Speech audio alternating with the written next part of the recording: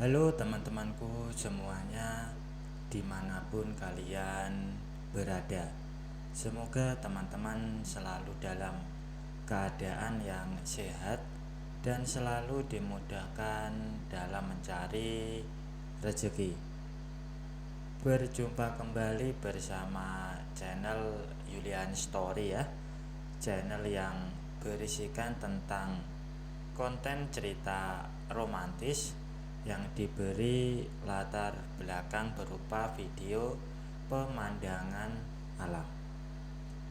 Pada kesempatan kali ini di hari Kamis tanggal 18 Juli tahun 2024. Untuk kali ini saya menghadirkan kisah terbaru ya teman-teman. Semoga dengan hadirnya kisah kali ini dapat menghibur teman-teman khususnya di kala senggang. Dan seperti biasa di sini nanti saya akan memberikan beberapa cuplikan alur ceritanya. Jika teman-teman merasa terganggu dengan adanya suara yang saya berikan, silahkan dikecilkan atau dimatikan tombol volumenya. Karena saya memberikan suara seperti ini memang sangat penting ya bagi konten seperti yang saya miliki ini. Jadi mohon untuk dimaklumi.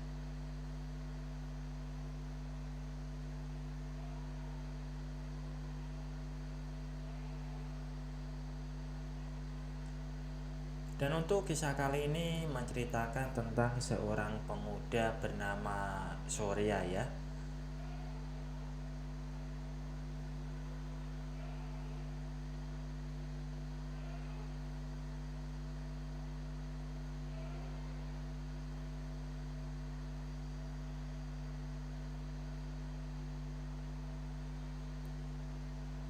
Surya dan ayahnya ini memang sangat mirip perawakannya. Suaranya pun juga mirip dengan ayahnya. Sehingga bila ada orang melihat Surya dalam kegelapan dan mendengar suaranya, terkadang suka salah mengenali sebagai ayah Surya. Dan inilah hal yang sebenarnya menjadi pokok permasalahan dalam cerita ini.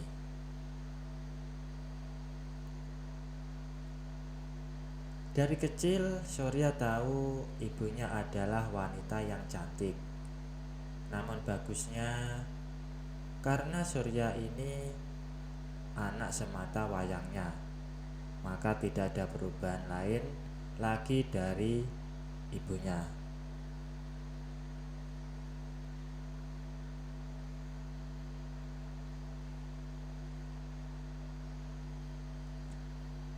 Namun selama Surya kecil sampai dia berusia 16 tahun, belum pernah ada sedikit pun pikiran lain mengenai ibunya. Sampai ketika suatu saat Surya pulang ke rumah hampir tengah malam.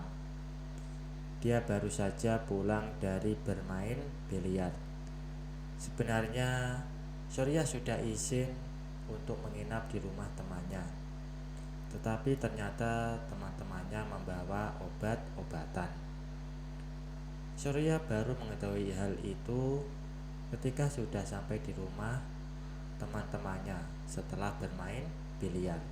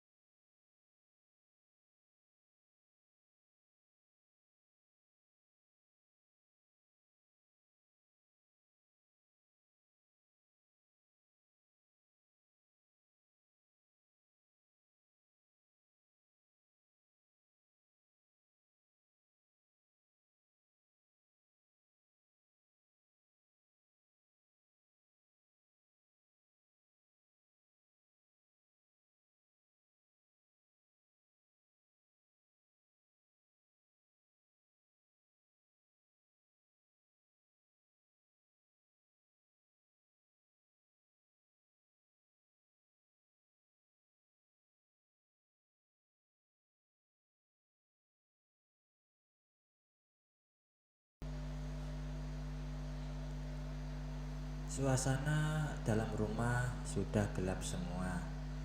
Hanya cahaya di teras yang mengembus di celah tirai jendela yang menerangi sedikit ruangan keluarga. Baru Surya mau masuk ke ruang keluarga, dari arah tangga dia mendengar langkah-langkah ringan dibarengi senandung dari ayahnya. Rupanya tadi ayahnya di ruang kerjanya yang di bagian belakang rumah di tingkat 1, sehingga tidak bertemu dengan Surya ketika dia baru pulang. Surya melihat ayahnya masih memakai kemeja dan celana panjang, dan dari senandungnya tampaknya ia sedang bahagia namun terburu-buru. Dari koridor luar, Surya memandangi tingkah lucu ayahnya. Surya tidak akan terlihat dari tempatnya berdiri karena sangat gelap, sehingga ayahnya tidak menyadari bahwa Surya sedang memperhatikannya. Setelah itu dia pun membuka pintu dengan tiba-tiba. Ia mendorong pintu dengan kakinya, namun pintu tidak tertutup dengan baik karena kurang tenaga yang dikerahkan. Terdengar suara ibunya menyuruh untuk menutup pintu secara benar.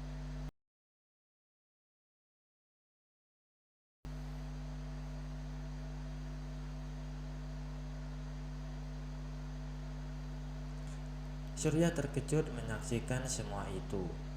Rupanya kedua orang tuanya sebentar lagi akan melakukan kegiatan rutin. Pada mulanya Surya berniat untuk kembali ke kamar. Namun tiba-tiba dia punya ide brilian.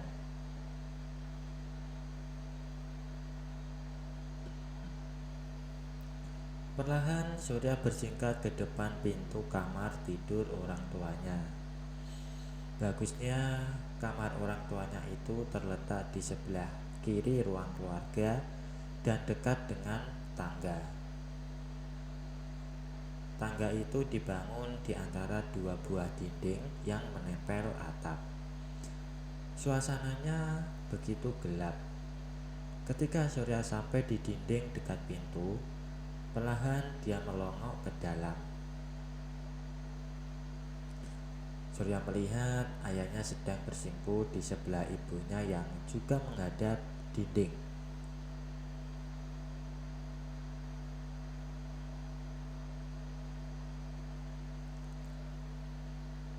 Ketika ayahnya akan memulai acara tersebut, tiba-tiba terdengar bunyi bel. Bahwasanya ia adalah Yadi, supir mereka.